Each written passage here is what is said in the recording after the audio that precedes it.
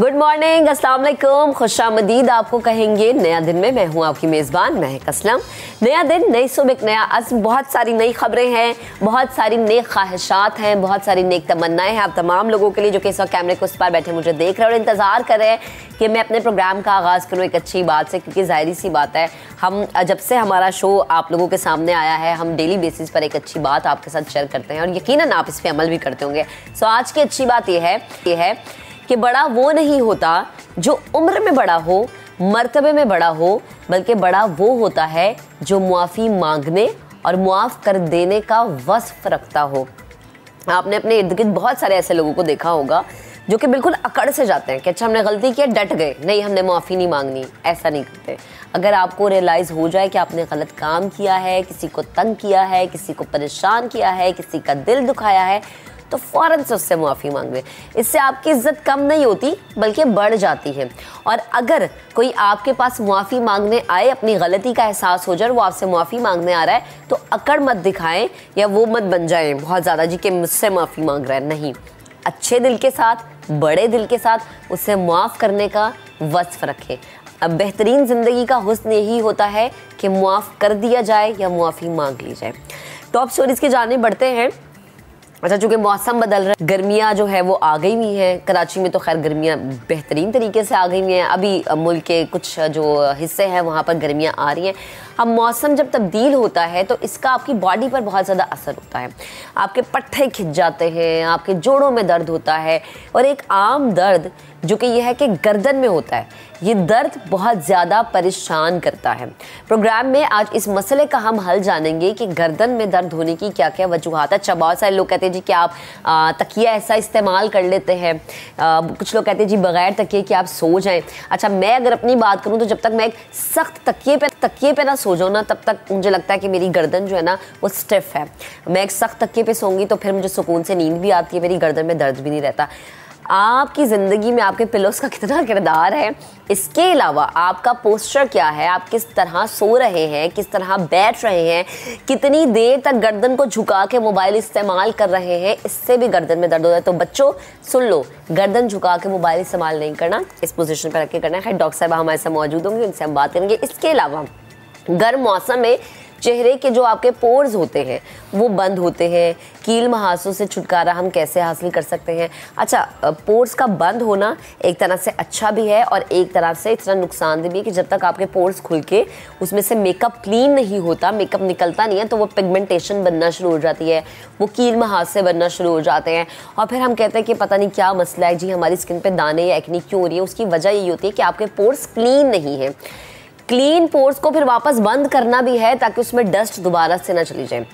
चेहरे को तरोताज़ा कैसे रखेंगे, आज हम आगे चल के प्रोग्राम में इस पर बात करेंगे। इसके अलावा ज़हनी सेहत के मसाइल की इब्तदाई अलामात की शनाख्त कैसे की जाए और ख़राब ज़हनी सेहत ही डिप्रेशन का बायस बनती है। आगे चल के हम इस पर भी बात करेंगे कि डिप्रेशन से कैसे बचा जा सकता है, ज़हनी सेहत कितनी ज़रूरी है। जब हम सेहत की बात करते हैं तो मेंटल हेल्थ आपके लिए बड़ा ज़रूरी होता है कि आपकी जो मेंटल हेल्थ है वो अच्छी हो। ज़ाहिर सी बात है तब आप अच्छा सोचेंगे, अच्छा करेंगे, आपकी जो रूटीन के काम हैं उसमें आप अच्छे तरीके से परफॉर्म कर सकेंगे। इसके अलावा मैं हमेशा एक बात करती हूँ कि जी वर्जिश जो है, एक्सरसाइज जो है, उसको अपने रूटीन का हिस्सा बना लें। अगर आप डेली बेसिस पे एक्सरसाइज करेंगे आपकी हेल्थ अच्छी रहेगी। घर पर रहकर स्पेशली मर्द हजरात और ख़वातीन जो हैं वो किस तरीके से एक्सरसाइज कर सकते हैं। अच्छा, मर्द और ख़वातीन को मैंने इसलिए स्पेशली कहा है क्योंकि बच्चे जो होते हैं ना अक्सर वो भी अपने घर के लॉन में या ग्राउंड में बड़ी मस्तियाँ करते नजर आते हैं, उन लोगों की तो एक्सरसाइज हो जाती है। लेकिन मर्द हजरात या ख़वातीन घर में रहते हुए किस तरीके से एक्सरसाइज कर सकते हैं, इस हवाले से हम बात करेंगे। इसके अलावा गर्मियों के मौसम में कई बीमारियाँ जन्म लेती हैं, घर में रहकर इनका इलाज किस तरह किया जा सकता है। हकीम रज़ा इलाही हमें ज्वाइन करेंगे, उनसे हम जानेंगे क्योंकि गर्मियों में हमें पता है बच्चों को एक तो होता है लू लग जाना, फिर इसके अलावा गर्मियों में बच्चों को दाने निकल आते हैं, फिंसियाँ निकल आती हैं, बच्चों को रैशेस हो जाते हैं। और फिर जनाब गर्मियों का ही मौसम होता है जब आपको हम देखते हैं कि पानी की कमी की वजह से बच्चे जो हैं उनके होंठ फटते हैं, पानी की कमी की वजह से बच्चे जो हैं उनके अंदर बड़े मसले पैदा हो जाते हैं। ना सिर्फ बच्चे बल्कि बड़े भी इससे मुतासिर होते हैं। तो बहुत सारे आज टॉपिक्स हैं जिन पर आज हमने बात करनी है, बहुत सारे रिपोर्ट्स हैं जो हम शामिल करेंगे, लेकिन सबसे पहले हम आपको बताएंगे गर्दन के दर्द के हवाले से कि इस मरज़ की शरह ज़्यादा तो नहीं होती अमूमन, लेकिन अगर कोई भी इंसान एक दफ़ा इस परेशानी में मुब्तला हो जाए तो फिर निकलते निकलते काफ़ी वक्त लग जाता है। और अगर आप इसको स्टार्टिंग में नहीं पकड़ते इस दर्द को, तो ये दर्द लंबे अरसा और फिर बहुत ज़्यादा नुकसान का बायस बन सकता है। गर्दन में दर्द की वजह क्या हो सकती है, इससे हम बच कैसे सकते हैं, इसका इलाज क्या है, इस पर बात करने के लिए न्यूरोलॉजिस्ट डॉक्टर कुर्रतुलैन इस वक्त मुझे स्टूडियोज़ में ज्वाइन कर चुके हैं। उन्हें शामिल गुफ्तगू करते हैं। अस्सलाम वालेकुम डॉक्टर साहिबा, गुड मॉर्निंग, कैसी हैं आप? वालेकुम अस्सलाम, शुक्र अल्हम्दुलिल्लाह महक। अच्छा डॉक्टर साहिबा, मुझे ये बताएं कि हमने अक्सर ये चीज़ देखी है कि जो गर्दन का दर्द है, हम कहते हैं जी आपने तकिया सख्त रखा होगा, तकिया नरम रखा होगा। तकिया का बड़ा किरदार होता है। ये मैं इसलिए करी क्योंकि मेरी अम्मी हमेशा कहती है, मैं अपनी अम्मी से कहती हूँ ना जब सो के उठ के मेरी गर्दन में दर्द है, वो कहती हैं तुम फलाने तकिए पे सो गई थी इसलिए गर्दन में दर्द है। तो क्या वजूहात क्या होती है इसकी? जैसे तकिए की बात की ना महक, तो अक्सर हमने भी ये चीज़ सुनी है, अल्लाह ताला ने नेक में एक कर्वेचर बनाया है, ठीक है, और कर्वेचर नीचे शोल्डर्स ऊपर सर। हम क्या करते हैं, तकिए को थोड़ा ऊंचा रख देते हैं या बिल्कुल नीचे रख देते हैं, जिस पे गर्दन की पोजीशन हमारी सोते वक्त के दौरान, अब तो नींद तो आपको आ गई, अब पता नहीं है गर्दन की सूरत हाल में है क्या है, फिर नींद के उसमें जब आप सुबह उठते हैं तो हमें अकड़ाव महसूस होता है, हमें दर्द महसूस होता है। इसके साथ ये तो रात की तकिए की बात हुई। हम लगातार बैठ के कंप्यूटर पे बात कर रहे हैं, कंप्यूटर नीचे है, हम फॉरवर्ड हेड बेंड करके कर रहे होते हैं, लगातार इस पोजीशन में एक्सरसाइज नहीं कर रहे हैं, गर्दन को रेस्ट नहीं दे रहे हैं, तो गर्दन अकड़ जाती है। ठीक है। इसके अलावा मोबाइल का इस्तेमाल बहुत ज़्यादा है, आपको मस्कुलर पेन है, शुरुआत में आपने उस पर तवज्जो नहीं दी, एहतियात नहीं की, आपने एक्सरसाइज नहीं की, लाइफस्टाइल मॉडिफिकेशन नहीं की, तो ये बढ़ते बढ़ते पट्टे का खिंचाव आगे चल के आपके मोहरों को हिला देता है, नस के दबाव को कर देता है, फिर आहिस्ता आहिस्ता से डिजेनरेटिव चेंजेस की वजह से वो फिर अल्टीमेटली एक ऐसी स्टेज पे आता है जब कहते हैं कि अब थोड़ा सा ट्रीटमेंट डिफिकल्ट है। अच्छा, तो सबसे बड़ी चीज़ एहतियात और टाइम पे उसकी शनाख्त और इलाज। अच्छा, मुझे ये बताएं कि अगर किसी को गर्दन में दर्द महसूस हो रहा है, सबसे पहली चीज़ उसने क्या करनी है? आप किसी भी जेल, किसी भी सिकाई, हीटिंग पैड या फिर बर्फ़ से सिकाई करके आप नेक की एक्सरसाइज कर सकते हैं। जैसे हम आम 6 moves, left, right, down, up, forward and backward, ये एक्सरसाइज। और दूसरा ये कि हर काम करने से पहले आप ये करो कि आपको 15 मिनट 20 मिनट के बाद नेक की एक्सरसाइजेस करनी है। अच्छा, एक दफ़ा आपको महसूस हुआ, आप ये चाह रहे हो कि ये चीज़ बार बार नहीं हो, और वो चीज़ आपको उस वक्त भी आराम देगी। आपने नेक की एक्सरसाइज करना शुरू की, नेक को थोड़ा स्टेबलाइज किया, आपने नेक की पोजीशन सही रखी, आप कोई भी पेन किलर ले सकते हो, पैरासीटामोल या जो भी आम है आप ले सकते हो, आरजी एंटी इन्फ्लेमेटरी, और आप एक्सरसाइज करके आप थोड़ा सा मसाज ले लिया, हीटिंग पैड ले लिया, आप उस वक्त उससे आराम हासिल कर सकते हो। अच्छा ठीक है। अच्छा, मुझे ये बताएं, कुछ लोग एक लंबे अरसे तक गर्दन के दर्द में मुब्तला रहते हैं, तो वो जो एक लंबे अरसे तक गर्दन के दर्द में मुब्तला रहना है, वो ये कि उन्होंने स्टार्टिंग में तवज्जो नहीं दी। बिल्कुल। तो ये डेंजर लाइन इसकी क्या होती है, कहाँ पर जाके हम कहते हैं कि ओहो हो ये तो अब डेंजर जोन में चला गया? अब इसमें ना महक 4 हफ्ते का कट ऑफ होता है। अच्छा। अगर आप फॉर एग्जांपल थोड़ा सा हिस्ट्री इंपॉर्टेंट होती है, आप कंप्यूटर पे बैठ के काम कर रहे हो, ठीक है, आपको पेन स्टार्ट हुआ, आपने उसको तवज्जो ना दी, एक सिनेरियो ये है। आपको पता है आपने लगातार फॉरवर्ड पोजीशन सही नहीं रखी, आपने लगातार काम किया, आप कोई एहतियात नहीं कर रहे हो, क्या आपने बीच बीच में अपनी पोजीशन भी सही नहीं की, थोड़ा बहुत मॉडिफाई, टेबल का हाइट थोड़ा सा ऊंचा हो या कंप्यूटर का लेवल थोड़ा नीचा हो, जो आपको ज़्यादा गर्दन को झुकाना ना पड़े, राइट। इससे शुरू में अलामात शुरू हुए, हल्का फुल्का सा दर्द हुआ, उन्होंने कहा नहीं ठीक हो जाएगा, कोई बात नहीं, वो लगातार उस पोजीशन में वो करते रहे। और हम ये कहते हैं ना कि आपने कोई पेन किलर नहीं लिया, आपने एक्सरसाइज नहीं की, आपने थोड़ा मसाज, हीटिंग पैड, ये चीज़ नहीं की, ये लगातार 4 हफ्ते तक रह रहा। उसके बाद ये हो जाएगा कि अब परसिस्टेंट पट्टे का खिंचाव कर करके अब वो स्पॉन्डिलोटिक चेंजेस क्रिएट करना शुरू कर देता है, अब नस पे दबाव आना शुरू हो जाते हैं, अब मोहरे हिलना शुरू हो जाते हैं। उस स्टेज पे एक तो ये कि दर्द आपका लॉन्ग रन में चलेगा, बहुत आसानी से जो ठीक होने वाला था, एहतियात आप फॉलो करते तो ठीक हो जाता, अब ये लंबे अरसे तक चले। लंबे अरसे तक। अच्छा, आपके पास क्या पेशेंट ऐसे आते हैं जो बच्चे हो और वो माँ शिकायत करती हो कि बच्चा हमेशा शिकायत करता है कि जी गर्दन में दर्द है, और फिर गर्दन से ये दर्द आपके पट्टों में या आपके सर की तरफ जाता हो? बिल्कुल 100%। सबसे ज़्यादा बच्चों में कॉमन ये कि वो अगर कंप्यूटर पे काम करें या मोबाइल का इस्तेमाल है तो वो नेक की ऐसी पोजीशन है। कॉज ज़्यादातर बच्चों में, बड़ों में यही होता है। और आजकल मोबाइल का इस्तेमाल हर 10 में से 9 बच्चे मोबाइल, 10 में से 10 बच्चे कर रहे होते हैं। कोई शायद एक बच्चा ऐसा मैंने अभी तक अपनी जिंदगी में देखा जो कहता है मैंने मोबाइल इस्तेमाल नहीं करना। बहुत, बिल्कुल सही कह रही है, बहुत ही कम ऐसा होता है, बहुत कम फीसद बच्चों में ऐसा होता है। तो हमने तो ऐसे बच्चे देखे हैं ओपीडी में जिसकी आप नॉर्मल भी बच्चा आपके पास बैठा होगा ना, उसकी गर्दन ऐसे होगी। अच्छा। कर करके वो उसकी पोजीशन ऐसे हो जाती है कि अब वो हम उसको बोलेंगे कि आप थोड़ा सा गर्दन को पीछे लेके जाएं तो उनको दर्द होगा। स्टिफनेस इतनी ज़्यादा बढ़ जाती है कि अब उसकी ऐसे पीछे भी नहीं हो पाती गर्दन। तो ये डेंजर स्टेज है? डेंजर स्टेज ये है कि अब इस पे थोड़ा सा ज़्यादा मेहनत करनी पड़ेगी।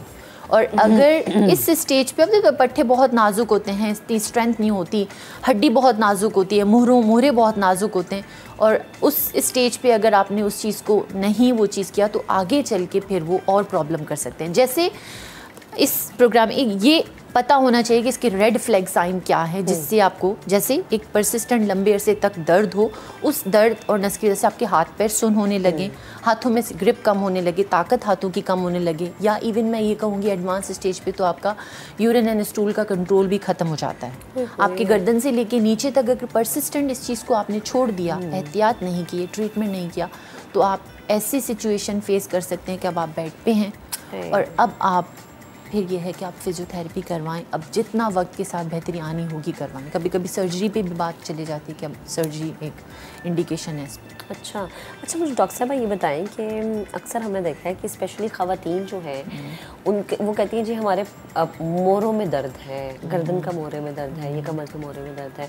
चाहे चूँकि ख़वातीन के साथ तो ये है कि आप सी सेक्शन से गुजर रहे होते हैं, यू नो आपके हार्मोनल चेंजेस होते हैं, तो उनकी बॉडी तो वैसे बड़ी वीक होती है, उसको ज़्यादा ही प्रोटीन की ज़रूरत होती है। तो जो ख़वातीन स्पेशली मैं इसलिए पूछूँ क्योंकि उन्होंने काम भी करने हैं, बच्चों को भी संभालना है, फिर जो वर्किंग वूमेन है उन्होंने बाहर भी देखना है, घर भी देखना है, एक डबल बर्डन है उनके ऊपर। क्या डाइट आप रिकमेंड करेंगी कि अपनी डाइट में क्या चीज़ ऐसे शामिल करें जो कि आपके मोहरों को स्ट्रॉन्ग बनाए या आपके पट्ठों को स्ट्रॉन्ग बनाए? Yes, vitamin D supplement, calcium supplement and hydration. Okay, जितनी ज़्यादा हाइड्रेशन होगी अच्छी, पट्टी तो जाहिर सी बात है उसको पानी जैसे मिलेगा, नमकियात मिलेगी, विटामिन सी है, कैल्शियम सप्लीमेंट है, और मुहरा और हड्डी के बीच में बोनी स्ट्रेंथ के लिए कैल्शियम विटामिन डी बहुत इंपॉर्टेंट है। अच्छा, मुझे ये बताएं कि हमने ये देखा है कि कुछ बच्चे ऐसे होते हैं, जैसे आपने कहा ना कि वो बस उनकी गर्दन ऐसे हो जाती है और फिर वो मतलब सही तरीके से नहीं, आप उन्हें कहीं भी पीछे हो तो उनको पेन होती है। कुछ बच्चे ऐसे होते हैं जो कि बहुत ज़्यादा यू नो जब उनके अपनी क्लास में पढ़े होते हैं तो उनको दूर से नज़र नहीं आ रहा होता।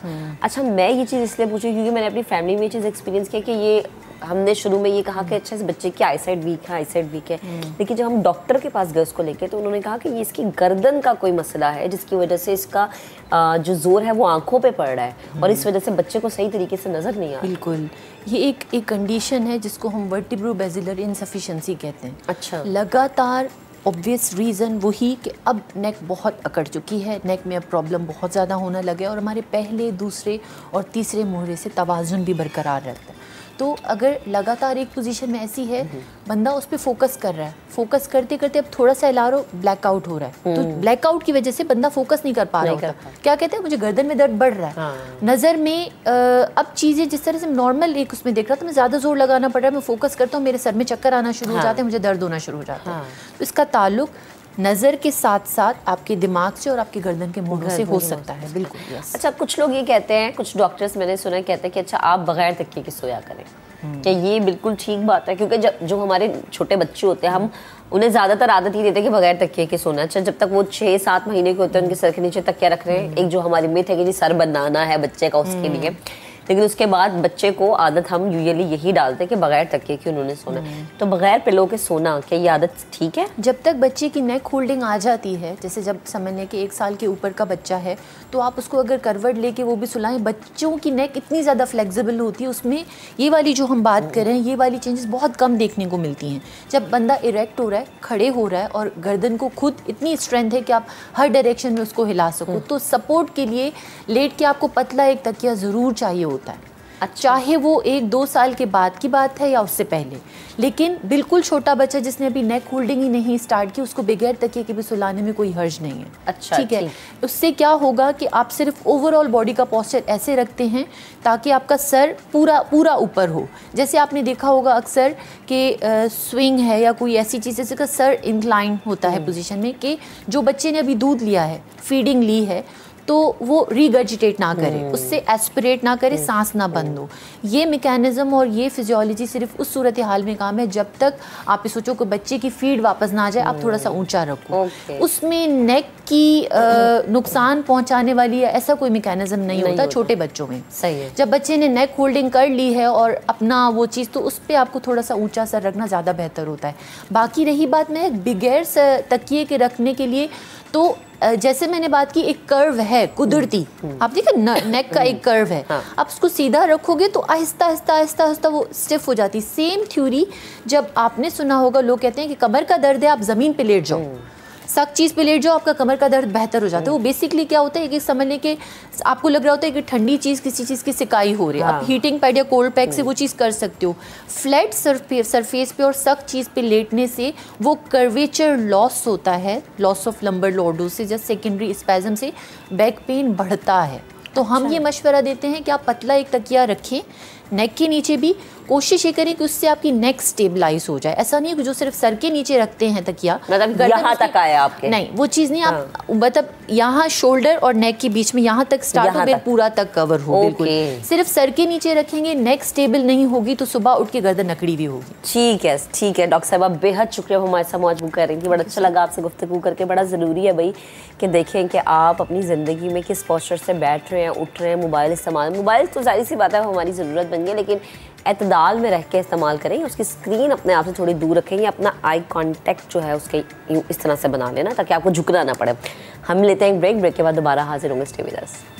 Welcome back once again. अच्छा जी, गर्मियों का मौसम आ गया हुआ है और गर्मियों के मौसम में हमारी जिल्द जो है उस पर बड़े मसले हो जाते हैं, दाने हो जाते हैं। फिर आपके जिल्द स्किन पे होता है जी कि अच्छा ऑयली स्किन है तो मुझे लगता है गर्मियों में वो ज़्यादा इशू करती है, और उसकी वजह से ज़ाहिर है गर्मियाँ हैं तो वो एक्स्ट्रा ऑयल आपकी स्किन पर आता है। आप मेकअप करते हैं, आपके पोर्स बंद होना या पिगमेंटेशन होना, एक्नी हो जाना, और उसके अलावा स्कार्स आपके चेहरे पर होना, ये ऐसे मसले हैं जिनका हल ढूंढना बहुत ज़्यादा ज़रूरी है। और अब तो रमज़ान भी आ रहा है। रमज़ान में माशाल्लाह से हमारी डाइट ऐसी होती है, इतनी ऑयली चीज़ें हम खा रहे होते हैं। फिर ईद भी होता है कि चेहरे पे इतने सारे दाने बन जाते हैं ऑयल इनटेक करने की वजह से। रमज़ान में आप रोज़ा रख के, चूँकि ज़ाहिर है पानी का इंटेक कम हो जाता है, किस तरीके से अपनी स्किन को फ्रेश रख सकते हैं, skin specialist doctor Ayesha Humaira इस वक्त मुझे ज्वाइन कर चुके हैं स्टूडियोज़ में। शामिल गुफ्तगू करते हैं। अस्सलाम वालेकुम, गुड मॉर्निंग, कैसी हैं आप? गुड मॉर्निंग, मैं ठीक हूँ, आप कैसी हैं? मैं भी ठीक हूँ। रमज़ान आ रहा है और रमज़ान में आपको पता है हमारी खाने पीने की रूटीन बहुत चेंज हो जाती है। हम नई नई चीज़ें खा भी रहे होते हैं, कुछ चीज़ें स्किप भी कर रहे होते हैं। तो किस तरीके से स्किन को फ्रेश रखा जा सकता है? अच्छा, रमज़ान जब आता है तो हम अगर इसको, बिकॉज इट्स अ ब्लेसिंग, अगर हम सिर्फ अपनी डाइट को इस तरह से डिज़ाइन कर लें अकॉर्डिंग टू कि हमें क्या चीज़ खानी है, क्या चीज़ नहीं खानी, हम उसको सिलेक्ट कर लें, तो यही चीज़ हमारी स्किन को बेहतर बना सकती है। अगर आप फ्रूट्स का इंटेक ज़्यादा कर लें इफ्तार के अंदर, बजाय आप ऑयली चीज़ें खाने के फ्रूट्स का इंटेक ज़्यादा कर लें, फ्रेश जूसेस का इंटेक आप ज़्यादा कर लें, तो वही चीज़ आपके लिए एक पॉजिटिव इम्पैक्ट क्रिएट कर सकती है। और इसी तरीके से इफ्तार में भी, सहर में भी आप कोशिश करें कि ऑयली चीज़ों की बजाय, लेस ऑयली चीज़ों पे, पराठे के बजाय आप चपाती पर आ जाएं। डेयरी प्रोडक्ट्स ज़्यादा यूज़ करें, डेयरी प्रोडक्ट का इस्तेमाल कर लें, दही का इस्तेमाल कर लें। सो आपके अपने ऊपर डिपेंड करता है कि आप क्या चीज़ इंटेक करते हैं। एंड डेफिनेट सी बात है, आप जो चीज़ खाते हैं, आप जो चीज़ पीते हैं, जो आप लगाते हैं, एग्जैक्टली उन तमाम चीज़ों का इम्पैक्ट आपकी स्किन के ऊपर होता है। सो इसी तरीके से वाटर इंटेक आई नो के कम हो जाता है क्योंकि रोज़े बड़े होते हैं और इफ्तार में और सहर में जो टाइम ड्यूरेशन होता है बहुत कम होता है। लोग पानी का इस्तेमाल कम करते हैं, तो उसके अंदर आप नारियल पानी का इस्तेमाल कर लें। अच्छा, नारियल जो है वो आपकी तकरीबन एक ड्रिप के अकॉर्डिंगली आपकी न्यूट्रिशन को कवर करती है। अच्छा, डेली आप पी लें नारियल? डेली आप एक नारियल का पानी पी लें, और उसके अलावा जो आप टॉपिकल एप्लीकेशंस के ऊपर कुछ चेंजेस लाना बहुत ज़रूरी हो जाती हैं। जैसे कि अभी आप थोड़ी देर पहले जिक्र कर रही थी कि इची स्किन हो जाती है, छोटे छोटे से बम्प्स आ जाते हैं, जिसको आप समझते हैं कि दिस इज़ एक्नी, लेकिन वो बहुत छोटे छोटे से माइन्यूट से बम्प्स होते हैं। वो इसलिए बनते हैं क्योंकि हमारी जो स्किन है वो डिहाइड्रेटेड हो जाती है। और इसी तरीके से अगर आप नोटिस करें कभी कभी तो आपके स्किन के ऊपर फाइन लाइन ज़्यादा नुमायाँ होने लगती हैं, चाहे वो आपके फेस के ऊपर हो, चाहे वो आपके हैंड्स की हो। तो हमारे पास अक्सर इस तरह के केसेस आते हैं कि हमारी जो हाथों की स्किन है वो थोड़ी सी डल लग रही है, डिहाइड्रेटेड लग रही है, रिंकल्ड लग रही है। सो this is all because of dehydration. उसके अंदर आप वाटर बेस्ड मॉइस्चराइज़र्स अपने पास रखें। कुछ अच्छे सनब्लॉक्स हैं जो कि आपकी स्किन को रिहाइड्रेट करते हैं। इस तरह के सनब्लॉक्स आप रखें कि जब आप वज़ू करें तो वज़ू करने के फ़ौरन बाद आप अपनी बॉडी को, अपने जो भी एरियाज़ आपके फेस हैं, नेक है, हैंड्स हैं, आप उसको मॉइस्चराइज़ कर लें, फीट्स को भी। So this is how you can take care of your skin. इसी तरीके से हमारे यहाँ कुछ मिसकंसेप्शन हैं। हम लोग समझते हैं कि वो जो different brands over the counters available होते हैं जो कि हम सर्दियों में मॉइस्चराइज़र्स इस्तेमाल कर रहे होते हैं, शायद वही मॉइस्चराइज़र्स हमें गर्मियों में भी यूज़ करने हैं। सो गर्मियों में अगर आप उस तरह के मॉइस्चराइज़र्स का इस्तेमाल करेंगे, ख़ास तौर पे कुछ लोग हाइलुरोनिक एसिड बेस्ड प्रोडक्ट्स बहुत ज़्यादा यूज़ करते हैं। अब जब आप hyaluronic acid based products use करते हैं तो उसमें एक एबिलिटी होती है कि वो आपकी स्किन के अंदर आपके वाटर मॉलिक्यूल्स को अट्रैक्ट करता है, खींचता है अपनी तरफ। सो उस टाइम पे आपकी हाइड्रेशन की रिक्वायरमेंट बढ़ जाती है। सो अगर आप हाइलुरोनिक एसिड बेस्ड प्रोडक्ट्स इस्तेमाल करें तो उसके साथ आप कोई वाटर बेस्ड लोशन या एलोवेरा बेस्ड लोशन का इस्तेमाल ज़रूर करें, बिकॉज़ आपको उस टाइम पे पानी की रिक्वायरमेंट ज़्यादा होती है, आपका इंटेक कम हुआ है, आप हाइलुरोनिक एसिड भी यूज़ करें, सो आपकी स्किन की डिमांड बढ़ गई है। साथ साथ हम लोग सबसे ज़्यादा अवॉइड जो करते हैं वो ये करते हैं कि हम ड्यूरिंग रोज़ा समझते हैं बस रोज़ा रख लिया अब तो हम कुछ नहीं कर सकते, जबकि उस दौरान आप रमज़ान के अंदर आप जाएँ, अगर आप महीने में एक बार हाइड्रा फेशियल कराते हैं तो रमज़ान में आप महीने में 2 बार करवाएँ। अच्छा। क्योंकि आपकी रिक्वायरमेंट बढ़ जाती है। हाइड्रेट की बहुत ज़रूरत, हाइड्रेशन की बहुत ज़रूरत होती है। तो हाइड्रा फेशियल आपकी स्किन को वो तमाम एसेंशियल सिरम्स, वो तमाम एसेंशियल चीज़ें जो कि आपकी स्किन को चाहिए वो उसको हाइड्रेट कर देता है, डीपली पेनिट्रेट कर देता है। इसी तरीके से जो आपका स्पाइस का एक्सपोजर बढ़ गया, आप चूल्हे के आगे जितना तकरीबन कोई 5-6 घंटे तो ख़वातीन खड़ी रहती हैं, 2 दफ़ा दिन में खड़े होना पड़ता है। और फिर पूरी फैमिली के लिए वो सब कुछ बनाना है, खाने बन रहे हैं, तो आपका स्पाइस का एक्सपोजर भी बढ़ गया है, आपका फ्लेम का एक्सपोजर बढ़ गया है, तो आपकी स्किन की रिक्वायरमेंट अब बढ़ गई है। उसको ज़्यादा क्लीनिंग की ज़रूरत है, आप उसको डीपली क्लेंस करवाइए। एटलीस्ट आप 15 डेज अपार्ट, रमज़ान के महीने में ख़ास तौर पे आप महीने में 2 बार हाइड्रा फेशियल ज़रूर लें। क्योंकि रमज़ान में तो अक्सर ही होता है चांद रात पे ही आप सैलून जाते हैं और तभी जाकर फेशियल कराते हैं, लेकिन ऐसा नहीं करना चाहिए। अच्छा मुझे बताएं डॉक्टर साहिबा, रमज़ान के अलावा चूँकि गर्मी आ गई, गर्मियों में आपकी स्किन एक्स्ट्रा ऑयली हो जाती है और आई थिंक ऑयली स्किन ज़्यादा डैमेज होती है गर्मियों में, कि उस पर ज़्यादा पिंपल्स हो जाते हैं, उस पर ज़्यादा एक्नी हो जाती है, उस पर ज़्यादा जो है ना मसले मसाइल शुरू हो जाते हैं। ठीक है ऐसी बात? देखें अगेन वही बात है कि ऑयल जो एक्सेसिव प्रोडक्शन ऑफ ऑयल है उसका ताल्लुक किसी डाइट से या उससे नहीं होता, इट्स जस्ट अ मिथ, बल्कि जो आपके स्वेट ग्लैंड्स होते हैं, क्योंकि जब आपका जो क्लाइमेटिक चेंजेस आती हैं, जब आपका गर्मी का वेदर क्रिएट होता है तो आपके जो स्वेट ग्लैंड्स होते हैं वो ज़्यादा एक्स्ट्रा ऑयल प्रोड्यूस करना शुरू कर देते हैं। ठीक है। अच्छा, उन ऑयल को कंपनसेट करने के लिए या उस ऑयल की प्रोडक्शन को रोकने के लिए हमारे पास टॉपिकल एप्लीकेशंस पे अनफॉर्चुनेटली कोई ऐसी चीज़ नहीं है कि आप कोई क्रीम, कोई सिरम लगा के उस ऑयल की प्रोडक्शन को रोक दें, बल्कि आप कुछ ऐसे सेफ ट्रीटमेंट्स होते हैं वो आप करवा सकते हैं, जिसमें कार्बन लेज़र है, वो आपके एक्सेसिव ऑयल प्रोडक्शन की उसको कम करता है। इसी तरीके से हम एक ट्रीटमेंट करते हैं जिसका नाम होता है क्लियोपेत्रा गोल्ड फेशियल। उसके अंदर हम कुछ minute amount of baby Botox का इस्तेमाल करते हैं जो कि आपके सिर्फ स्किन लेयर के ऊपर स्टैंपिंग करता है। वो आपके चेहरे के फीचर्स को चेंज नहीं करता, वो जस्ट आपकी ऑयल प्रोडक्शन को कम करता है, वो कंट्रोल करता है। वो 1 सेशन आप लेते हैं तो उसकी लास्टिंग 3 मंथ्स तक के लिए होती है। सो this is how you can regulate your pH, skin pH. और उसके साथ साथ एक्सफोलिएटर्स मार्केट्स के अंदर अवेलेबल होते हैं, बहुत माइल्ड स्क्रब्स या बहुत माइल्ड एक्सफोलिएटर्स का आप इस्तेमाल करें, बट वंस अ वीक रखें उसको। I am talking about skin जो कि ऑयली स्किन होती है। अच्छा, एक आपने स्क्रब की बात की, बहुत सारे डिफरेंट ब्रांड्स ऐसे हैं जो कि अच्छे ब्रांड्स भी ऑफर कर रहे होते हैं फ्रूट स्क्रब, डिफरेंट फ्रूट्स का उन्होंने स्क्रब बनाया हुआ है, जी ये यूज़ करें। कुछ ख़वातीन इसको बहुत प्रेफर करते हैं, जी सारे फ्रूट्स इसके अंदर है, आप खा रहे हैं तो इससे बेहतर है कि आप स्क्रबिंग कर लें। ये बेहतर होता है करना? इसमें कोई हर्ज नहीं है अगर आप एक अच्छा ब्रांड ले रहे हैं जिसके ऊपर जो लिखा है और वाकई उसके अंदर वो इंग्रेडिएंट्स मौजूद हैं, तो इसमें कोई हर्ज नहीं है, आप उसको इस्तेमाल कर सकते हैं। लेकिन वंस अ वीक, बट आप उसको ये ज़रूर चेक कर लें कि वो आपकी स्किन के ऊपर कोई एलर्जिक रिएक्शन कॉज ना करे, क्योंकि कभी कभी क्या होता है कि हम हर्बल प्रोडक्ट्स के नाम पे भी बहुत बेवकूफ़ बन रहे होते हैं जिसके ऊपर हर्बल प्रोडक्ट्स से लिखी हुई होती हैं, बट एग्जैक्टली उसके अंदर बहुत हार्श केमिकल्स का इस्तेमाल होता है, फिर वो आपको एक एलर्जिक रिएक्शन कॉज कर देता है। सो इट्स ऑलवेज़ बेटर कि आप एक पैच टेस्ट ज़रूर कर लें। आप जो भी स्क्रब कर रहे हैं उसको अपने कान के पीछे या आप छोटा से स्मॉल एरिया आप नेक का चूज़ कर लें, फेस का चूज़ कर लें, उसको स्क्रब करके 4-5 मिनट्स के लिए आप चेक करें एंड जस्ट सी 24 आवर्स तक आप वेट करें। अगर 24 आवर्स में आपको कोई एलर्जिक रिएक्शन कॉज नहीं होता, कोई ड्राइनेस, कोई इचिंग, कोई रेडनेस नहीं आती, then you can use that. अच्छा, एक कॉन्सेप्ट है कि गर्मियों में आप मॉइस्चराइजर लोशन नहीं लगा सकते, तो ये क्या ठीक बात है? लेकिन मैंने देखा गर्मियों में भी अक्सर खवातीन इस्तेमाल कर रही होती है, स्पेशली में चेहरे की बात कम लोगों को पता है कि मॉइस्चराइजर्स में और हाइड्रेशन के अंदर एक वाज़ह डिफरेंस है। आपको गर्मियों में अपनी स्किन को हाइड्रेट रखना होता है, मॉइस्चराइजर्स की ज़रूरत नहीं होती। बहुत एक्सट्रीम ड्राई जिनकी स्किन है उनको दोनों चीज़ें साथ में रखनी है, लेकिन कोशिश ये करें कि हाइड्रेशन वाले प्रोडक्ट्स यूज़ करें। अब हाइड्रेशन किन तमाम चीज़ों से मिलती है, जैसे मैंने आपको बताया कि वाटर बेस्ड लोशंस हैं उनका इस्तेमाल करें, एलोवेरा बेस्ड जेल्स होती हैं उनका इस्तेमाल करें।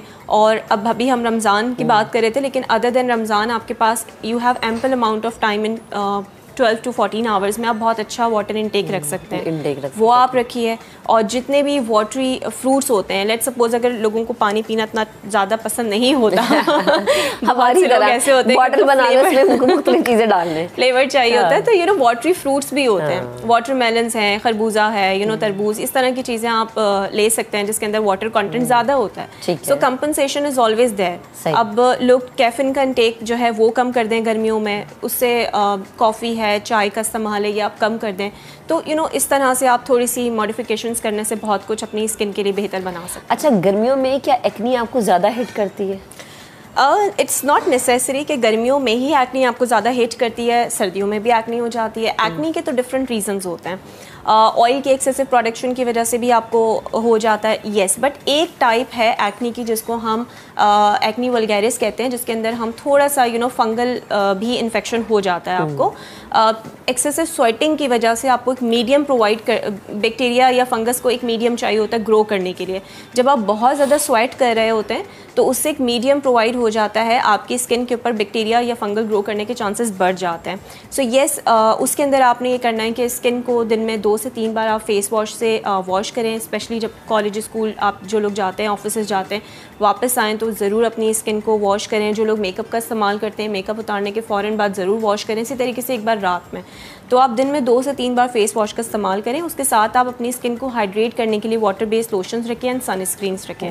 जितना अच्छा आप अपनी स्किन का ख्याल करेंगे उतने ज़्यादा एक्नी के चांसेस बनना कम हो जाएंगे। अच्छा, मैंने कुछ लोग देखे हैं, कुछ लोगों को कि गर्मियों में क्या करते हैं, जब क्यूकम्बर फ्रीज़र में रखा ठंडा हुआ आपने अपने चेहरे पे लगा लिया या आइसिंग आपने कर ली क्योंकि गर्मी बहुत है, तो क्या ये ठीक है बगैर आप किसी के, आपकी स्किन ऑयली है, ये ड्राई है, आप क्यूकम्बर भी यूज़ करें, आइसिंग भी कर रहे हैं? आइसिंग का तो एक concept, I mean again I will call this as a misconception कि आप आइसिंग लगाएंगे तो आप अपनी स्किन को हाइड्रेट करेंगे। नो, ऐसा नहीं है।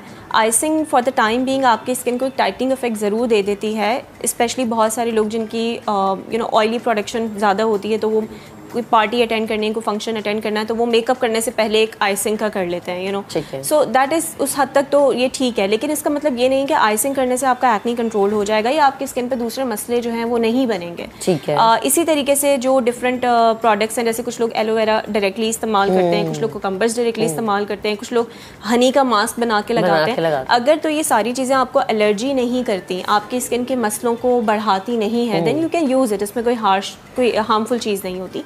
लेकिन अगर इनमें से कोई भी चीज़ आपको एलर्जिक कॉज करती है, आपकी स्किन एलर्जिक हो रही है, जिसके अंदर रेडनेस आपको फील होती है कि सबसे पहले रेडनेस है, इची खारिश सी हो रही है, या आप फ्लेम के आगे जा रहे हैं तो आपकी स्किन बर्न हो रही है, so these are all the science of allergic reactions. अगर ऐसा कोई प्रॉब्लम आपकी स्किन पे इन तमाम चीज़ों को यूज़ करने से होता है तो इट्स बेटर टू अवॉइड।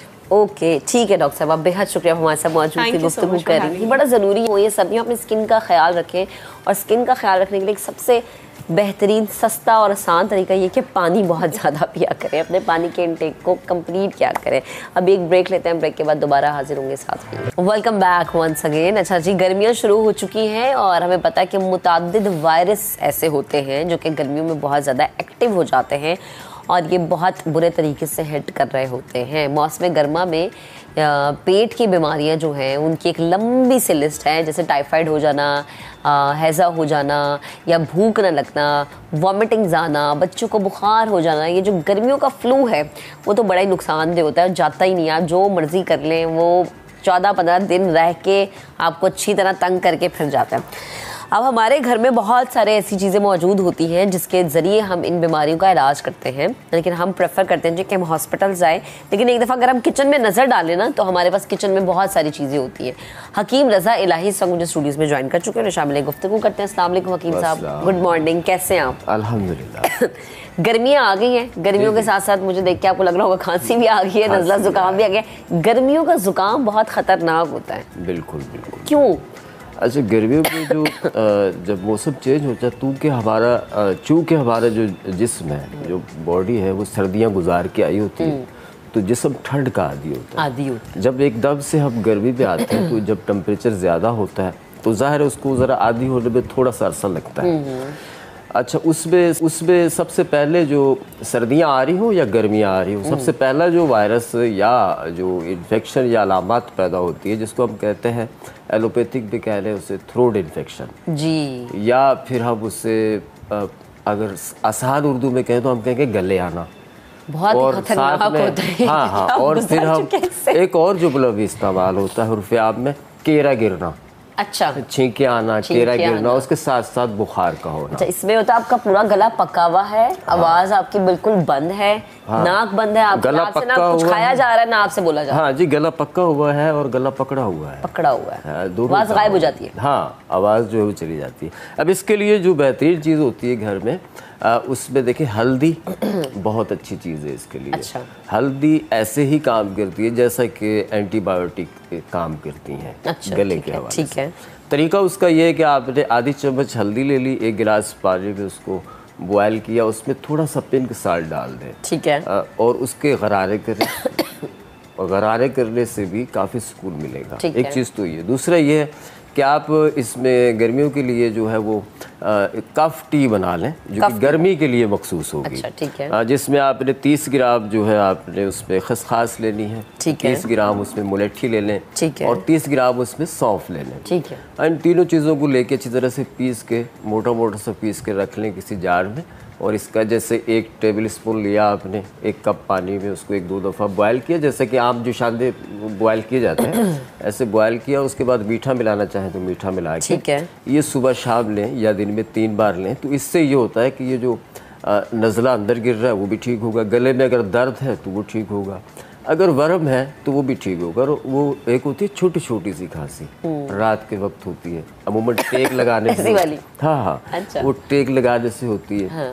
तो वो खांसी भी इस तरह से इस नुस्खे के इस्तेमाल से उसमें भी आराम आ जाएगा। अच्छा। परहेज़ इसमें ये होता है जी, आप खट्टी चीज़ें जो होती हैं अमूमन उनसे परहेज़ करते हैं जब तक कि खांसी हो, और चावल से परहेज़ किया जाए तो इससे बहुत जल्दी फ़ायदा होता है। और बच्चों को अगर हो तो उनको सूजी का हलवा बड़ा अच्छा रहता है उनके लिए।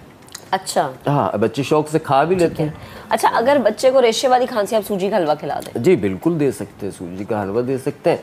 साथ में आप ये वाला जो शादा जो मैंने बताया ये इस्तेमाल कराएं। अच्छा। तो इंशाल्लाह ताला इससे बहुत आराम मिलेगा। अक्सर लोग हकीम साहब ये कहते हैं कि गला ख़राब है, मुलट्ठी खा लें। हाँ ना, मुलट्ठी इसमें अच्छी होती है, मुलेठी अच्छी होती है, लेकिन मसला है कम्बिनेशन के साथ।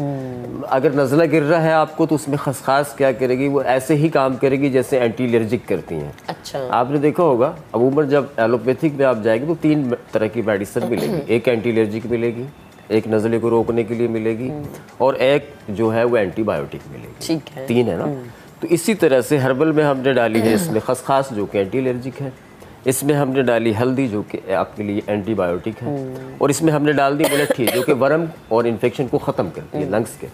तो इन तीनों चीज़ों का जो कम्बिनेशन है वो बेहतरीन एक तरह का जो शानदार बनता है इस मौसम के लिहाज से, जो खांसी है, कफ है, नज़ला है, गले का दर्द है, उसके हवाले से। अच्छा, बहुत सारे लोग होते हैं जिन्हें गर्मियों में भूख नहीं लगती, सुबह का खाया रात को खाते हैं, सारा दिन भूख ही नहीं लग रही, गर्मी बहुत है, भूख ही नहीं लग रही, क्या वजह है?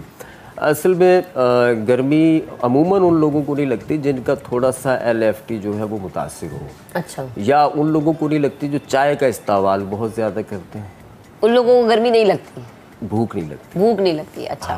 भूख जो है अमूमन उन लोगों को नहीं लगती जो चाय का इस्तेमाल ज़्यादा करते हैं। सही है। और जो धूप में काम करते हैं और जब भूख सिग्नल मैदा दे रहा होता है कि मुझे भूख लगी और वो खाना नहीं खाते, और वो खाना नहीं खाते, उन्होंने ऐसे किया कि चाय पी ली और उसके बाद जो है पानी वानी पी लिया, तो इससे ये होता है कि मैदे के अंदर एक हीटअप आ जाती है, गर्मी हो जाती है। और मैदा जो है वो आपको भूख का सिग्नल एक दफ़ा देगा, 2 दफ़ा देगा, उसके बाद नहीं देगा। ठीक है। उसके बाद ये होता है कि भूख फिर खुद ब खुद ख़त्म हो जाती है, जो आपकी बॉडी के अंदर डिपॉजिट एनर्जी है वो बर्न होना शुरू हो जाती है। ठीक है।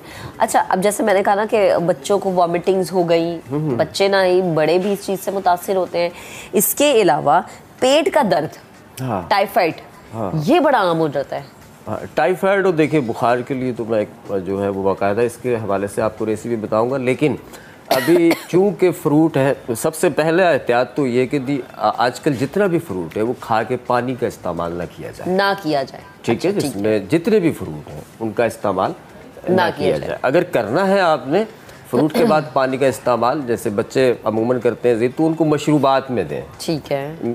यानी उसको शहद का पानी दे दें बच्चे को, कोई भी लाल खुशबू वाले शरबत मिल जाते हैं, मिक्स करके वो दे दें, जो बच्चे को खुश जायका लगे और वो इस्तेमाल करें। सादा पानी का इस्तेमाल करने से डायरिया होने के ख़तरात बढ़ जाते हैं। और खुदा न खास्ता अगर डायरिया के इम्कानात हों, रात गए तक या दूर देहात में लोग हैं, अब अगर डायरिया हो तो उसमें क्या किया जाए, उसमें 2 काम आप कर सकते हैं। एक तो आम की गुठली का मगज़ जो होता है उसको आपने हल्का सा भून लेना फ्राई पैन में और पीस के उसके 4 हिस्से कर लें, 4 वज़न बना लें। एक हिस्सा हर 2 घंटे के बाद पानी के साथ फाँक लें, तो उससे फौरी तौर पे जो डायरिया है उसकी कैफियत ख़त्म हो जाती है। ठीक है। दूसरी एक चीज़ मिलती है अजवाइन खुरासानी, इसकी सिर्फ 1 या 2 खुराक लेने से डायरिया ख़त्म हो जाता है। अजवाइन खुरासानी को क्या करना है, आपने हल्का सा भूनना है फ्राई पैन में और उसको साबुत ही रखना है, वो बारीक बारीक सी जीरे की तरह होती है। ठीक है। और उसके अंदर जितनी आपने अजवाइन खुरासानी ली है उतनी ही आप उसमें थोड़ी सी चीनी मिला लें। ठीक है। जैसे फर्ज करें कि 2 टेबल स्पून अजवाइन खुरासानी है, 1 टेबल स्पून आप उसमें चीनी मिला लें। ठीक है। अच्छा, बच्चों को 1 से 2 पिंच देनी है। ठीक है। बड़े जो हैं वो ½ टीस्पून लेंगे। तो इसके इस्तेमाल से पेट का दर्द भी ख़त्म हो जाएगा और जो डायरिया की कैफियत है वो भी ख़त्म हो जाएगा। अच्छा, बच्चों के लिए इस तरह के मौसम में कौन सा मशरूब अच्छा है? क्योंकि अक्सर लोग इस्तेमाल करते हैं संदर, जैसे आपने लाल रंग वाले शरबत का जिक्र किया, कुछ लोग वो अपने बच्चों को देते हैं, कुछ लोग बादाम का बना हुआ शरबत देते हैं, कुछ लोग फालसे का शरबत देते हैं। क्या कौन सा शरबत ऐसा है, मशरूब ऐसा है जो कि आप बच्चे को दे सकते हैं? देखिए जी, बच्चों के लिए ख़ुसूसन उन बच्चों के लिए भी अच्छा है जो मैं बता रहा हूँ आपको, या वो उन बच्चों की कंप्लेन होती है जिनको भूख कम लग रही होती है गर्मियों में और प्यास ज़्यादा लग रही होती है। अच्छा, मतलब पानी ज़्यादा पीते हैं, खाना जो है वो उनसे खाया नहीं जाता। तो ऐसी सूरत में देखें, इमली आलू बुखारे का शरबत बड़ा अच्छा। तो इससे तो गला ख़राब हो जाएगा? नहीं, गला ख़राब नहीं होगा। अगर गला ख़राब है तो उसमें आप ना दें। ठीक है। बस सूरत दीगर जो बच्चों का ये, अच्छा, गले का ख़राब होना भी ये मंथ है, उसके बाद सेट हो जाना है। हाँ, फिर आपकी बॉडी का टेम्परेचर इस टेम्परेचर के साथ मैच कर जाएगा। ठीक है, कुछ नहीं होगा। ठीक। उसमें तरीका ये कि आपने 5-7 दाने आलू बुखारे के, 2-3 दाने इमली के, थोड़ी सी उसमें काली मिर्च, थोड़ी सी अदरक हल्की सी काट लें, तो गला भी ख़राब नहीं होगा। ठीक है। ये रात को आपने भिगो दिया, या इसको ऐसा किया कि आपने इसी में 1-2 गिलास पानी डाले, थोड़ा गुड़ डाला, शक्कर डाली और इसको ग्राइंड कर लिया, इसकी गुठलियाँ निकाल के, तो एक बेहतरीन सा वो खट्टा मीठा सा शरबत बन जाएगा जो बच्चे शौक़ से पिएंगे भी और बड़े भी शौक़ से पिए। डिहाइड्रेशन ख़त्म होगी इससे, और इसमें थोड़ा सा नमक ऐड कर लेंगे। इससे ये होगा कि बच्चों को भूख जो है वो बड़ी शिद्दत से लगेगी और प्यास कम लगेगी, खाना फिर वो ज़्यादा खाएंगे। अच्छा, ये किसी भी एज के बच्चे के लिए है या 1-2 साल से बड़े बच्चे? हाँ जी, ये समझ लें कि कोई 5 साल से जो 60-65 साल तक के बच्चे हैं सबके लिए। ये 60-65 साल वाले बच्चे आपने कहीं देखे हैं तो मुझे भी ज़रूर दिखाइएगा। अच्छा, मुझे बताएं कि अक्सर बच्चे गर्मियों में शिकायत करते हैं कि वो थक जाते हैं। हाँ, जो कि छुट्टियां भी आएंगी बच्चों की, बच्चे खेलेंगे कूदेंगे, गर्मियों में दिन लंबे होते हैं तो बच्चे थकते भी हैं। तो वो जो थकावट होती है बच्चों की, वो अक्सर बच्चों को बुखार में मुब्तला कर देती है। तो गर्मियों में आपके लिए ज़रूरी है जी, पंखा भी चल रहा है, एसी भी चल रहा है, तो वो बुखार को किस तरह से आप लड़ेंगे? हाँ, देखिए पहली बात तो ये है कि गर्मियों में अल्लाह ताला ने हर मौसम के लिहाज से जो अमराज पैदा होते हैं उन्हीं के एतबार से अल्लाह ताला ने फल पैदा फरमाए। ठीक है, उन फलों में देखें जामन है, उन फलों में आपका फालसा है, ठीक है, आम है, लीची है, अखरोट है। अच्छा, अब नहीं अखरोट नहीं, एक और है, बड़े पीले से रंग का होता है, मैं मिक्स कर गई हूँ, मेरे ख्याल से कराची में जरा कम मिलता है, लोकाट। हाँ, लेकिन ये है कि जामन फालसा ये तो हर जगह से मिल जाता है। इनमें आयरन की और विटामिन सी की भरपूर मिकदार होती है। इतनी मिकदार होती है जितनी कि आपको एक साशा खरीद के वो उसमें से लेंगे ना, उतनी मिकदार इसमें होती है अगर आप ये थोड़ी सी मिकदार में 50-60 ग्राम के करीब खा लें। अच्छा, ये दूसरा ये कि इसका शरबत बड़ा मशरूब बड़ा अच्छा बनता है। ठीक है। और तीसरी बात ये कि इससे आपको मलेरिया बुखार से ये बचाता है। विटामिन सी है इसमें, आयरन आपका बढ़ेगा। ठीक है, हामला ख़वातीन है तो उनको जो नोज़िया फील होता है, उनका नोज़िया जो है वो गर्मी में बेहतर होगा। अच्छा। फालसे की चटनी खाने से। ठीक है। और विटामिन सी और आयरन बेहतर रहेगा तो इम्यूनिटी स्ट्रांग रहेगी आपकी इस मौसम के लिहाज से, तो उसमें बीमार होने के खतरात जो है वो कम रहते हैं। अब रहेगा जी बुखार का इशू, बुखार का मसला, तो उसके लिए देखें एक बेहतरीन जड़ी बूटी है जिसको हम कहते हैं गिलो। ठीक है। और गिलोए भी कहते हैं, उसे गिलो भी कहते हैं। ठीक है। सस्ती सी है, बाज़ार से लेके आप रख लें, उसको हल्का सा मोटा सा पीस लें। 1 टेबल स्पून रात को आपने पानी में भिगो दिया और सुबह छान के पी लिया, फिर सुबह भिगो दिया, रात को पी लिया। ये तो है उन लोगों को जो बुखार से निपट रहे हैं। ठीक है। अब जिनको बुखार है फौरी तौर पे और घर में कोई ऐसी मेडिसिन या टैबलेट नहीं है जिसे खा के आप टेम्परेचर कम करें, तो उसके लिए आपने गिलोय का 1 चम्मच लेना है, उसको 1 कप पानी में बॉयल करना है, 2-3 जोश आ जाए उसके बाद छान के वो पानी पी लें। इंशाल्लाह आधे घंटे के बाद टेम्परेचर जब चेक करेंगे तो काफ़ी हद तक बेहतर होगा। अरे वाह, ज़बरदस्त। तो हकीम साहब, हमारे पास किचन में आज क्या है? हम किचन में क्या बनाने जा रहे हैं? किचन में आज हम बनाने जा रहे हैं हर्बल एंटीबायोटिक। ठीक है, इससे हाँ, इससे जी बुखार, खांसी, नज़ला, ज़ुकाम और इसके साथ साथ पेट के दर्द, इस तरह की तमाम चीज़ें ठीक होंगी। ये यानी ये वो चीज़ है जो कि आपके किचन में है और हमें अक्सर पता नहीं होता। तो चलते हैं ज़रा किचन में, देखते हैं कि क्या कुछ है, क्या बन सकता है। और वही बात है कि कभी कभार होता है ऐसा है कि हम बहुत सारी चीज़ों को इग्नोर कर जाते हैं इस लिहाज से कि हमें पता ही नहीं होता और हम फिर महंगी महंगी मेडिसिन खा लेते हैं।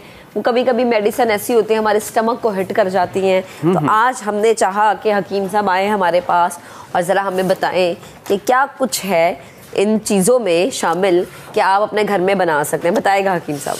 हाँ जी, हमारे जो हर्बल एंटीबायोटिक हैं वो इंतहाई, इसके रिज़ल्ट जो है वो इंतहाई बहुत अच्छे हैं। कोई भी एंटीबायोटिक का जब आप कोर्स करेंगे तो वो क्या करना पड़ता है, उसको 3 दिन 5 दिन उसका प्रोसेस होता है ना, तो इसका 3 दिन का है, सिर्फ 3 दिन का है। 3 दिन में इंशाल्लाह आपका बुखार, खांसी, नज़ला, ज़ुकाम और गले का दर्द, पेट का दर्द, ये सारा ठीक हो जाएगा। और ये घर में बआसानी बना सकते हैं। ये बड़ी आसान सी चीज़ें हैं। इसमें हमने लेनी है सौंफ। ठीक है। ठीक है, सौंफ लेनी है हमने इसमें 20 ग्राम। ठीक है। कस्ते शीरी है हमारे पास, कस्ते शीरी हमने लेना है इसमें 50 ग्राम। सही। हल्दी जो है ये घर में होती है, आप ये साबुत लेके पीसेंगे तो ये बेहतर है। ये भी लेंगे 50 ग्राम।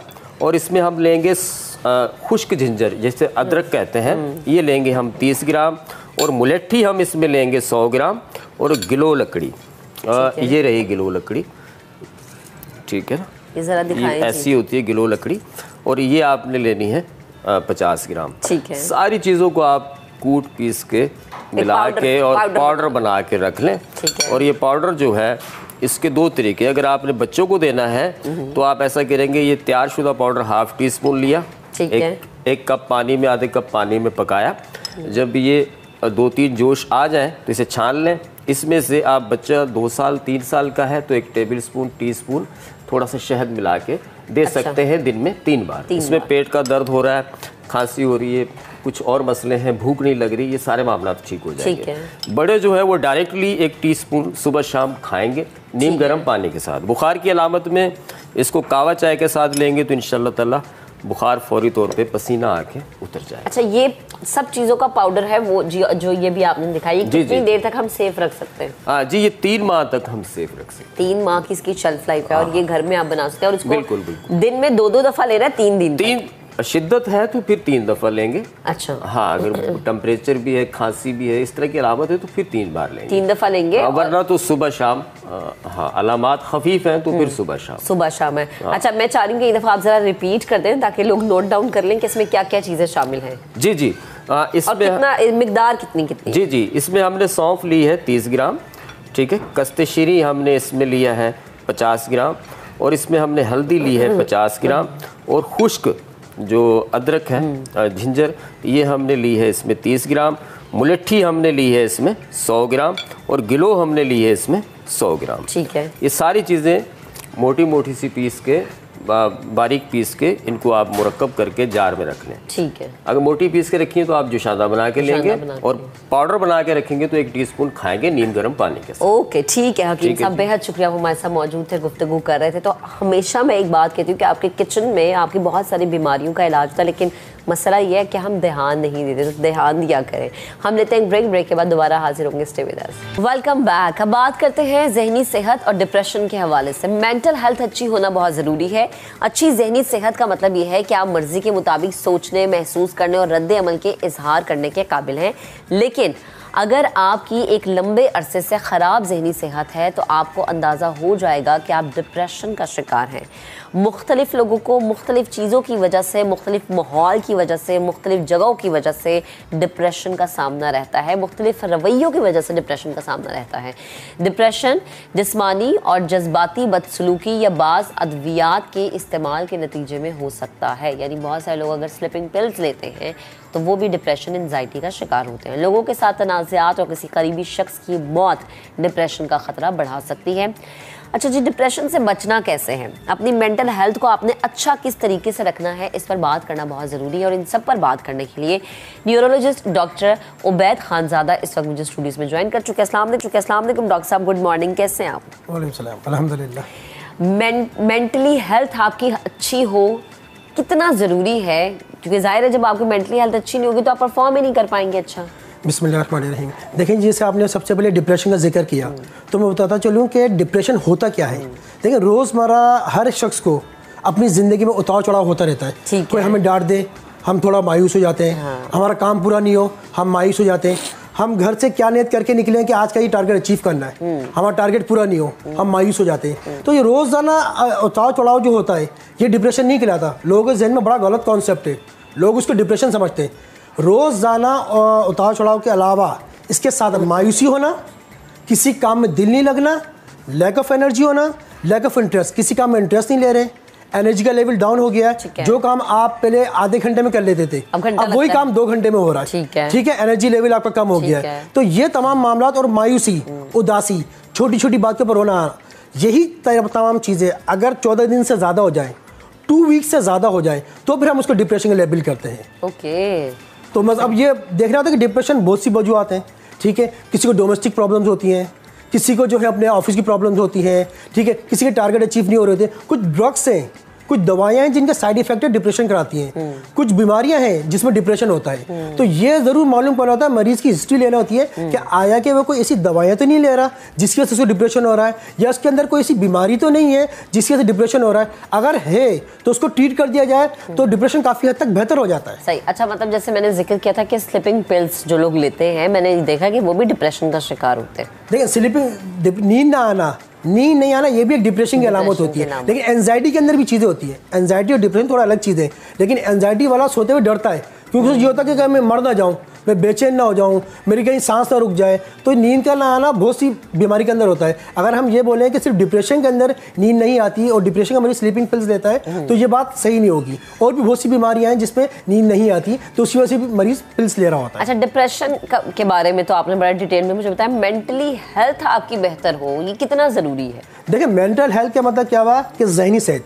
पहले तो ये समझना बहुत ज़रूरी है कि मेंटल हेल्थ होती क्या है। मेंटल हेल्थ से मुराद मतलब यानी कि आप अपनी ज़िंदगी में इतने स्ट्रॉन्ग हैं कि रोज़मर्रा के जो मामला थे उनको आप फेस कर सकें, जो आपको परेशानी आ रही है उसको आप फेस कर सकें, और आप माशरे के लिए इतने कारआमद हैं। जो भी आपकी फील्ड है, आप जिस फील्ड से भी रिलेटेड हैं, आप इतने कारआमद हैं, इतने मुफीद हैं कि लोगों के लिए आसानियाँ पैदा कर सके, माशरे की प्रॉब्लम को समझ सके, दिन के जो चैलेंजेस हैं, रोज़ाना के जो चैलेंजेस हैं, मुश्किलात हैं, उसको फेस कर सके। ये एक आम बंदा ही कर सकता है, मतलब जिसकी ज़हनी सेहत अच्छी होती है। जिसकी ज़हनी सेहत अच्छी नहीं होगी वो चीज़ ये नहीं कर सकता। अब ज़हनी सेहत मेंटल हेल्थ के लिए ज़रूरी क्या है? इसको अच्छा करने के लिए सबसे पहले तो ये कि आपको एक्सरसाइज बहुत ज़रूरी है। और आपको पता है कि एक्सरसाइज का सबसे बड़ा फ़ायदा क्या है कि जब हम वॉक करते हैं तो अल्लाह पाक ने हमारे जिस्म के अंदर दो केमिकल्स रखे हैं, एंडोर्फिन एंड कैफीन। इन दोनों का काम क्या होता है कि एक क्या करता है कि आपको कुदरती तौर पे जो आपका पेन होता है, पेन रिलीवर के तौर पे काम करता है। दूसरा क्या होता है केमिकल कि आपके डिप्रेशन को कम करता है। तो इसलिए जब भी तो बड़े बुजुर्ग कहते हैं कि हरकत में बरकत है, उसी वजह से कहते हैं कि हमारे जो है वो केमिकल रिलीज होते हैं, नंबर 1। नंबर 2, आपको जल्दी सोना है, जल्दी उठना है, ठीक है। सोना यानी कि रात के खाने से आपको तकरीबन, आपने रात का खाना मगरिब बाद खाना है। मिसाल के तौर पर अगर आप रात का खाना, आजकल मगरिब हो रही है, पौने 7 बजे तक हो रही है, आपने 7 बजे तक रात का खाना खा लिया, आप 10 बजे तक सोएंगे, 10 बजे तक आपको सो जाना है। लेकिन डॉक्टर साहब आजकल की रूटीन में तो ये नामुमकिन सी बात है। मैं उसके ऊपर ही आ रहा हूँ, अब आप देख लें हमारे तमाम टाइमिंग्स क्या है कि हम 9 बजे ट्रैफिक में फंसे होते हैं, 9 बजे घर में घुसते हैं, 10 बजे तक फ्रेश होते हैं, नमाज से फारिग होते हैं, ठीक है। उसके बाद हम रात खाना 11 बजे खाते हैं, और वो भी घर पे नहीं खाते, बाहर खाते हैं, जंक फूड खाते हैं। आपको पता है जंक फूड इंतहाई नुकसानदेह केमिकल फूड होता है, डिप्रेशन की अलामत बनता है। हाँ, डिप्रेशन की अलामत बनता है, केमिकल्स होते हैं उसके अंदर। और आप देख लें हमारी जितनी एडवर्टाइजमेंट होती है, pizza deal, ginger burger deal और मिडनाइट डील, मिडनाइट में खाना है ही नहीं, पूरी दुनिया में मिडनाइट में खाना नहीं होता। उस दौरान आपको सस्ती चीज़ें मिल रही होती हैं, पिज़्ज़ा भी आपको सस्ता मिलेगा। जो पिज़्ज़ा 1700 का आपको शाम 7 बजे मिलता है या 2000 का मिलता है, अब वही मिडनाइट डील में हाफ हो जाता है। तो आप किस चीज़ को प्रमोट कर रहे हैं? सही है, ये तो हमें मैसेज देना है लोगों को। लेकिन डॉक्टर साहब हमने एक चीज़ ये भी नोट की ना कि बहुत सारे लोग इस चीज़ को अपने डिप्रेशन की वजह नहीं समझते। वो ये समझते हैं कि जी लोगों का रवैया हमारे साथ अच्छा नहीं है, या खुदा न खासा उनके किसी करीबी शख्स की वफात हो गई है, वो कहते हैं कि जी इस वजह से शायद हम डिप्रेशन में हैं, हम इस वजह से सही तरीके से मेंटली काम नहीं कर पा रहे। हम ये लोगों को किस तरह अवेयरनेस दे सकते हैं कि भाई डिप्रेशन की और भी बहुत सारी अलामात या वजूहात हो सकती हैं? देखिए जी, मसला सारा ये कि डिप्रेशन के अलावा जो भी दिमागी बीमारी, डिप्रेशन खुद एक दिमागी बीमारी है, ठीक है। डिप्रेशन के अलावा जितनी भी दिमागी बीमारी होती है हमारे माशरे में उसको एक स्टिग्मा समझा जाता है। ना सिर्फ उसको स्टिग्मा समझा जाता है बीमारी को, बल्कि उसकी ट्रीटमेंट, उसके इलाज कराने को भी स्टिग्मा समझा जाता है, बुरा समझते हैं। इवन ये कि अगर मैं किसी को कह दूं कि ठीक है यार आपको ये मसला है, आप जो दिमाग के डॉक्टर दिखा दें, तो बुरा मान जाएगा। आपने ये क्यों कहा? हाँ, ये क्यों कहा, मैं कोई पागल हूँ, मैं कोई, मतलब उसको स्टिग्मा समझते हैं उस चीज़ को। अच्छा, मुझे बताएं कि जैसे आपने डाइट की बात की, आपने रूटीन की बात की, ये तो वाकई हकीकत है कि हमने अपनी ज़िंदगी के सर्कल को बहुत उल्टा चलाया हुआ है। अब मुझे आप ये बात बताएं कि बहुत सारे लोगों के रवैयों की वजह से भी डिप्रेशन में जाते हैं। फ़र्ज़ कर लें कि एक खातून जो कि घर में सारा काम करती है लेकिन वो डोमेस्टिक वायलेंस को बर्दाश्त कर रही है, वो बेचारी डिप्रेशन में रहती है, लेकिन वो कुछ नहीं कर पाती, किसी से कुछ कह नहीं पाती, एट द एंड बहुत इंतहाई कदम उठा रही कि वो सुसाइड कर लेती है। अच्छा, किसी भी शख्स को हम अच्छी मेंटल हेल्थ की तरफ किस तरह ला सकते हैं? देखिए, जैसे मैं चीज़ें आपको बताई कि सबसे पहले काउंसलिंग करिए, देखना है कि इश्यूज़ कहाँ आ रहे हैं। अब जैसे कि आप मेंटल हेल्थ की तरफ आपको लेकर आना है, मिसाल के तौर पर डिप्रेशन की बात करता हूँ, एक डिप्रेशन का मरीज़ है, अब उसकी ट्रीटमेंट के बहुत से तरीके हैं, अब हम डाइट के जरिए भी कर सकते हैं, ठीक है। डाइट में क्या, दही, योगर्ट खाने से डिप्रेशन कम होता है, खजूर खाने से डिप्रेशन कम होता है, केला खाने से डिप्रेशन कम होता है। क्योंकि डिप्रेशन में होता क्या है कि हमारे दिमाग के अंदर केमिकल होता है सीरोटोनिन, उसका लेवल कम हो जाता है। अच्छा, अब जब उसका लेवल कम हो जाता है तो डिप्रेशन का सबब बनता है। तो अब वो कौन सी चीज़ें ऐसी जिसका सीरोटोनिन मिलता है, हमें योगर्ट के अंदर मिलता है, हमें जो खजूर के अंदर मिलेगा, हमें बनाना के अंदर मिलेगा। उसके साथ साथ कम्युनिकेशन करना, जितना आप लोगों से कम्युनिकेशन करेंगे उतना डिप्रेशन कम होगा। और आपको पता है सुन्नत अमल भी है, सिलाई रहमी करना, रिश्तेदारों से सिलाई रहमी करना कितना सुन्नत अमल है। यानी आपको एक अच्छा लिसनर होना बड़ा जरूरी है, बहुत जरूरी है। ओके, और उसके साथ साथ आपको बात भी करनी है लोगों से। अब हम लोग क्या करते हैं, हमारे माशरे में क्या होता है कि कि जिसको डिप्रेशन है उसको आइसोलेट कर दो, यार इसको डिप्रेशन है, इसको दिमागी मसला हो गया है, ये दिमागी दवाइयाँ खाता है, ये एक स्टिग्मा हो गया, उसको साइड में कर दो। बहुत से लोग तो मैं आपको यहाँ तक भी बताऊँ कि इस डिप्रेशन के मर्ज को वो समझते हैं कि ये जो ना एक से दूसरे को ये बीमारी लगेगी। अच्छा, हाँ, बहुत से लोगों का ये भी कॉन्सेप्ट है। मैं आपको मतलब बहुत सी चीज़ें हैं, अगर बात करने पर आऊँ तो सुबह हो जाएगी। अच्छा, आपके पास तो यकीनन पेशेंट्स आते होंगे, ज़्यादातर क्या शिकायत लेकर आते हैं, क्या कंप्लेन होती है? मैं इसलिए पूछूं क्योंकि मैं जिस मुआशरे में रहती हूँ, आप जिस मुआशरे में रहते हैं, वहाँ पर मेजॉरिटी बंदा एंजाइटी डिप्रेशन का शिकार है, क्योंकि हमारी जो इकोनॉमी की इस वक्त सिचुएशन है, जो इस वक्त फाइनेंशियल इश्यूज चल रहे हैं, डिमांड्स बच्चों की ज़्यादा है, बीवी की डिमांड ज़्यादा है, मियाँ बीवी की बन नहीं रही, कहीं सास बहू की नहीं बन रही, तो ज़्यादा शिकायतें क्या आती हैं आपके पास? ज़्यादा तो शिकायतें आती हैं जो डिप्रेशन का मरीज आता है, अक्सर बेशतर जो डॉक्टर्स होते हैं उसको वो कर देते हैं, स्पेशली के जो जीपीज होते हैं वो उसको इग्नोर कर देते हैं या उसको मिस कर जाते हैं। वो किस तरह मिस कर जाते हैं, मैं आपके प्रोग्राम के तहत बताता हूँ कि नेक पेन के साथ आते हैं। नेक पेन होना, कंधे भारी होना, नींद का ना आना। याद रखिएगा, जिंदगी में जहाँ कहीं भी हमें स्ट्रेस होगा, डिप्रेशन होगा, स्ट्रेस हुआ आपको डिप्रेशन हो गया, अब उससे क्या होगा, नेक स्टिफ हो जाएंगे, आपके कंधे भारी हो जाएंगे।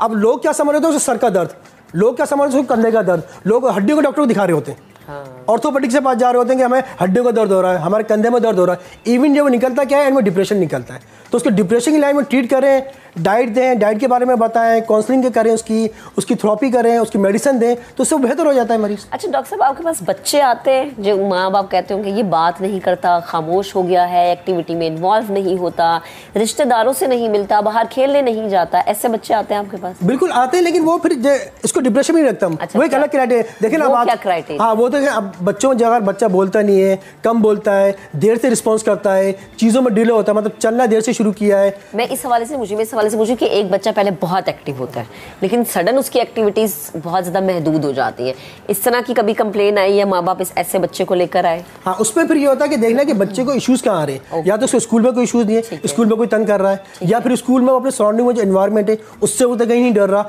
या उसके घर में कोई सा माहौल चल रहा है। ये कहते हैं ना कि वो पेरेंट्स की लड़ाई बच्चों के ऊपर काफ़ी असरअंदाज होती है, उससे बच्चों का कॉन्फिडेंस लेवल काफ़ी लूज हो जाता है। या तो उसके पेरेंट्स की आपस में बन नहीं रही है जिसकी वजह से बच्चा काफ़ी डिस्टर्ब है, या उसके ऊपर स्टडी का लोड बहुत ज़्यादा है। और उसके साथ साथ ये बताता चलूँ कि आजकल हर बच्चे के हाथ में मोबाइल होता है। अब मोबाइल की रेस बहुत ज़्यादा हार्मफुल होती है, बहुत ज़्यादा नुकसानदेह होती है, जिससे बच्चे को डिप्रेशन भी होता है, बच्चा जो कॉन्फिडेंस लेवल भी उसका लूज होता है। अब नई टाइमिंग आई है, वो बताया गया जो नई गाइडलाइंस के मुताबिक कि अगर 1 दिन से लेकर 2 साल तक का बच्चा है तो उसका स्क्रीन टाइम 0 है, और अगर 2 साल से लेके 6 साल तक का बच्चा है तो उसका स्क्रीन टाइम 2 घंटे का, मतलब यानी कि टीवी या लैपटॉप या मोबाइल के ऊपर वो 2 घंटे बैठ सकता है। क्यों, ये रेज जो होती हैं, टीवी की रेज हो गई, लैपटॉप की रेज हो गई, ये खतरनाक रेज होती हैं। आपको शायद याद होगा, एक बड़ा मशहूर कार्टून था, अगर मैं उसका नाम गलत नहीं ले रहा हूँ, पोकेमॉन के नाम से आता था, जापान में कार्टून आता था। तो जापान में किसी ज़माने में बच्चों को मिर्गी के मसले होने लग गए, मिर्गी के फिट्स पड़ने लग गए। तो जब जापान की गवर्नमेंट ने सर्च किया कि क्यों इतना ज़्यादा बच्चों को फिट्स पड़ा, तो पता चला कि पोकेमॉन कार्टून आता है सुबह 6 बजे 7 बजे के दरमियान, तो बच्चे 1 घंटे तक टीवी की स्क्रीन के सामने बैठते हैं। तो जापान की गवर्नमेंट ने उस कार्टून के ऊपर बैन लगा दिया, सिर्फ इस वजह से कि हमारे बच्चों को एपिलेप्सी हो रही है। और अगर हम यहाँ पर किसी को एपिलेप्सी का बोल दें या यहाँ पर किसी दिमागी बीमारी का बोल दें तो पहले तो अटेंडेंट हमसे लड़ेगा, क्योंकि वही स्टिग्मा समझते हैं, लोगों को अवेयरनेस है ही नहीं। और फिर हम जो अवेयरनेस देते हैं तो किसकी देते हैं कि पिज़्ज़ा की डील की, जिंगर बर्गर की डील की, वो फला मोबाइल का कार्ड, इतने बजे से इतने बजे तक बात करो। हालांकि जल्दी सोने के हमें मैसेज दे रहे हैं, हम क्या मैसेज दे रहे हैं कि रात 12 बजे से लेकर सुबह 5 बजे तक यू टू यू कॉल करें, फला टू फला नेटवर्क कॉल करें, फ्री है। अच्छा, मुझे ये बताएं कि हम ये कहते हैं कि जी 8 घंटे की नींद बहुत ज़रूरी है, लेकिन 8 घंटे अनफॉर्चुनेटली हम सो नहीं पाते ना, ये जाहिर सी बात है, आप काम की वजह से भी, फिर अगर आप वर्किंग वूमेन हैं, आपके बच्चे हैं, मियाँ हैं, आपने सबको संभालना है। किसी भी खातून के लिए मैं इसलिए पूछी क्योंकि ख़वातीन सिन्फ़ नाजुक है, उनका इम्यून सिस्टम थोड़ा कमज़ोर होता है, उन्हें ज़्यादा प्रोटेक्शन की ज़रूरत होती है। तो ख़वातीन के लिए स्पेशली कितना टाइम फ्रेम आप सजेस्ट करते हैं कि नींद उनकी इतने घंटे की होनी चाहिए? देखिए, आप वाली बात बिल्कुल सही है। फर्स्ट जो प्रायोरिटी है वो तो हमारे पास 8 घंटे की नींद। ठीक है, वही आप वाली बात कि अगर बच्चे बहुत ज़्यादा परेशान हो रहे हैं, 8 घंटे की नींद पूरी नहीं कर सकती। ठीक है, बच्चे भी तंग कर रहे हैं, सुबह जल्दी उठना है, हस्बैंड ऑफिस जाएंगे, उनको नाश्ता भी बना के देना है, घर के मामला, फिर वो मासी आ जाती हैं, 9-10 बजे नींद पूरी नहीं होती, जो हमारे माशरे में चलता है। तो ठीक है, अगर नींद पूरी हो तो फिर ख़वातीन को क्या चाहिए कि उसको अपनी वॉक करें।